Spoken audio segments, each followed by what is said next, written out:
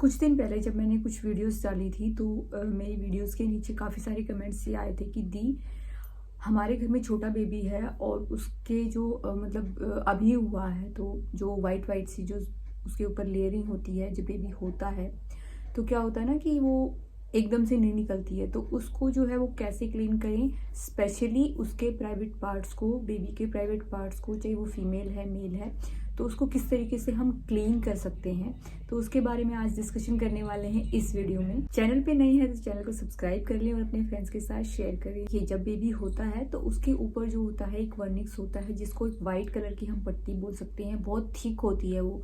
लेकिन जब बेबी होता है तो वहाँ पे जो हमारे पीडियाट्रिशियन होते हैं, जो हमारी डिलीवरी होती है उस टाइम पे जब बेबी को हैंड ओवर किया जाता है होने के बाद में पीडियाट्रिशियन को, तो वहाँ पे पीडियाट्रिशियन की जो टीम होती है वो बेबी को अच्छे से क्लीन करती है।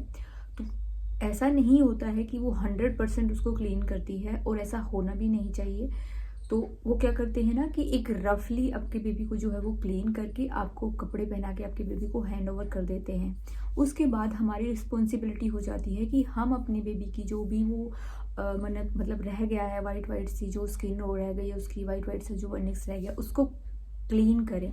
उसके लिए डॉक्टर से आप उसी टाइम जो है तुरंत पूछ सकते हैं कि हम इसको कैसे क्लीन करें।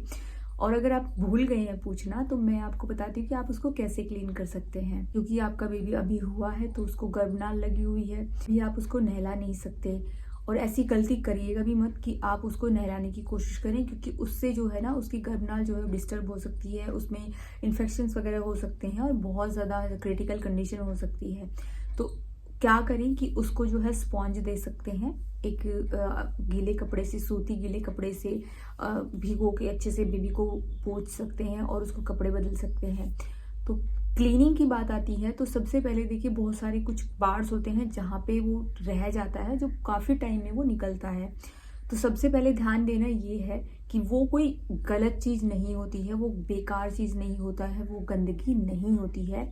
लेकिन ऐसा भी नहीं है कि हम उसको एज इट इज़ छोड़ दें, क्योंकि वो गंदगी उस टाइम तक नहीं होती है जब तक कि वो बेबी के साथ उसके मदर के वॉम में रहती है, यानी कि उसके पेट में रहता है। लेकिन जैसे वो बाहर आ जाता है और बाहर की हवा के साथ वो कांटेक्ट में आता है तो वो चीज़ जो है वो बच्चे के लिए हार्मफुल हो सकती है स्किन के लिए, इसलिए उसको क्लीन करना भी बहुत ज़रूरी है।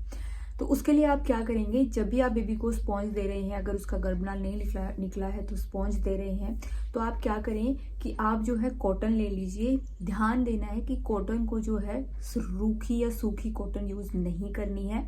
आपको कॉटन को जो है पानी में डिप करना है, उसको स्क्वीज़ करना है और उसके बाद जो है जो भी एरिया है, जैसे कान के पीछे है बहुत ज़्यादा रह जाता है, मैं आपको बता रही हूँ एरिया जो बहुत ज़रूरी है क्लीन करने।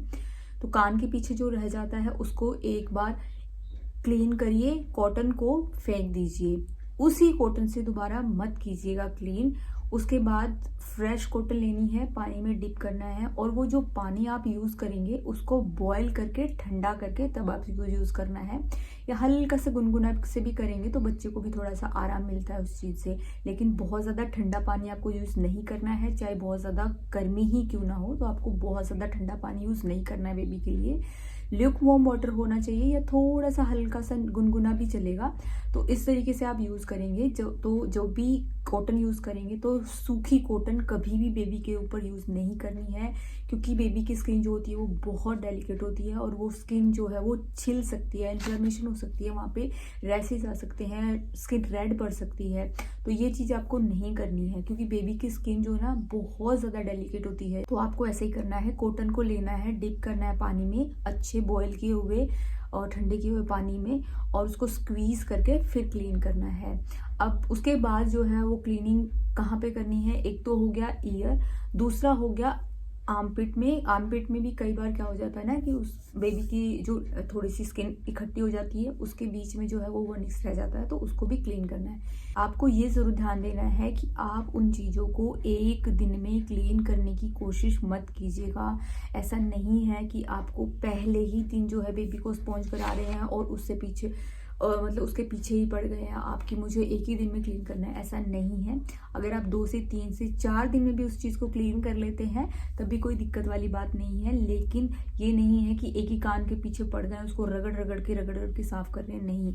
1 या मैक्सिमम 2 बार आपको कॉटन यूज़ करनी है, उसके अलावा आपको कॉटन यूज़ नहीं करनी है। उसको नेक्स्ट डे के लिए रख लीजिए, क्योंकि इतना काफ़ी होता है बच्चे के लिए एक बार के लिए। अब बात करते हैं कि बेबी का जो प्राइवेट पार्ट होता है उसको कैसे क्लीन करें। तो देखिए, मेल हो या फीमेल हो, मेल की अगर बात करें बेबी के प्राइवेट पार्ट की, तो बेबी का जो प्राइवेट पार्ट होता है उसको भी हम कॉटन से ही क्लीन कर सकते हैं या हल्के से पानी से भी क्लीन कर सकते हैं। पानी से हम तब क्लीन करेंगे जब उसको नहलाएंगे, तो नहलाएंगे तब जब उसकी गर्भनाल निकल जाएगी। तो उसके लिए मैं बाद में बताती हूँ, पहले मैं बताती हूँ कि जब गर्भनाल नहीं निकली है तो कैसे क्लीन करना है। तो पहले तो कॉटन से ही हम अच्छे से उसके एरिया को सारी तरफ से क्लीन कर लेंगे।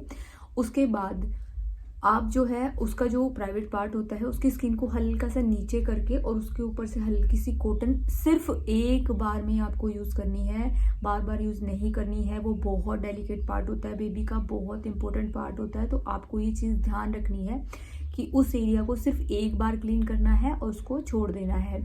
आप अगले दिन उसको एक बार फिर क्लीन करेंगे तो वो क्लीन हो जाएगा।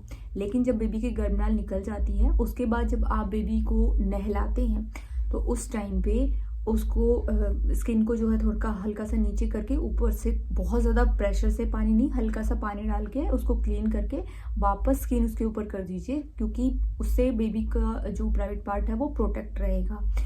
बात करते हैं फीमेल बेबी की बात। तो फीमेल बेबी का जो प्राइवेट पार्ट होता है उसके अंदर जो होता है ना वो लग जाता है वाइट वनिक्स, उसको क्लीन करना बहुत ज़रूरी है। लेकिन अगेन मैं आपको बता रही हूँ कि आपको एक दिन में क्लीन करने की ज़रूरत नहीं है, क्योंकि देखिए मेरी बेबी का मैंने जो है जब ये चीज़ें क्लीनिंग वगैरह जब मैं कर रही थी तो लगभग 1-1.5 महीने बाद भी जो है ना वो चीज़ें थोड़ी रह गई थी। तो मैंने जब डॉक्टर को उसको दिखाया था तो मुझे टेंशन हो गई थी कि ये मतलब ऐसा क्यों है कि मतलब अभी तक ये निकला नहीं। तो डॉक्टर ने कहा था कोई दिक्कत नहीं है, ये टाइम के साथ में जैसे जैसे बेबी बड़ा होता है और उसकी जो चीज़ें बढ़ती हैं तो उसके साथ साथ जो है आप डेली बेबी को नहलाना शुरू करते हैं तो ये चीज़ें धीरे धीरे निकल जाती हैं और ये कोई हार्मफुल चीज़ नहीं है वहाँ पे।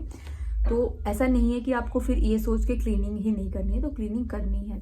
तो आप क्या कर सकते हैं, सेम जो है कॉटन लीजिए, उसको डिप करके स्क्वीज़ करके और उस एरिया को आगे से पीछे की तरफ ले जाके बेबी फीमेल जो है आपकी उसको आगे से पीछे की तरफ ले जाके क्लीन करना है। पीछे से आगे नहीं करेंगे क्योंकि पीछे की गंदगी भी आगे आ जाएगी तो उसको इन्फेक्शन होने के चांसेस हो सकते हैं।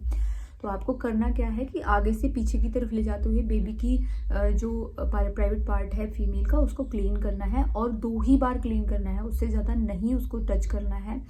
और ऐसे ही जो है आप उसको क्लीन करके आप छोड़ सकते हैं। अब बहुत ज़्यादा ज़रूरी चीज़ ये है कि आपको इन चीज़ों के लिए कभी भी वाइप्स यूज़ नहीं करने हैं। कोई भी एक्सपेंसिव वाइप है आपके पास में, जितना भी आपको ये क्लेम कर लें कि इनके इसके अंदर ये है, बेबी को रैसेस नहीं होंगे, बेबी के लिए बहुत अच्छा है, कुछ भी नहीं है। आपको बेबी के लिए इन चीज़ों की क्लीनिंग के लिए कभी भी वाइप्स यूज़ नहीं करने हैं।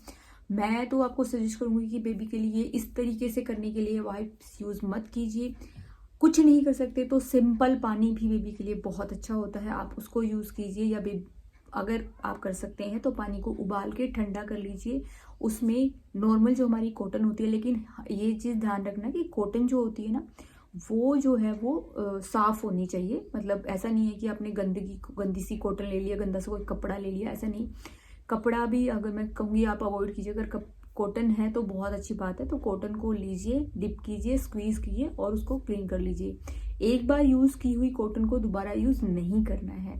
तो इस तरीके से आप कर सकते हैं। आई होप कि वीडियो थोड़ी सी हेल्पफुल रही होगी आपके लिए। अगर वीडियो अच्छी लगी हो तो वीडियो को लाइक करें, अपने फ्रेंड्स के साथ शेयर करें। इससे जुड़े हुए कोई भी कमेंट्स होंगे तो आप कमेंट बॉक्स में कर सकते हैं, या किस तरीके की कोई और वीडियो अगर आप चाहते हैं तो वो भी कमेंट करके बता सकते हैं। मिलते हैं नेक्स्ट वीडियो में, तब तक अपना और अपनी बेबी का ख्याल रखिए। Stay healthy and bye bye.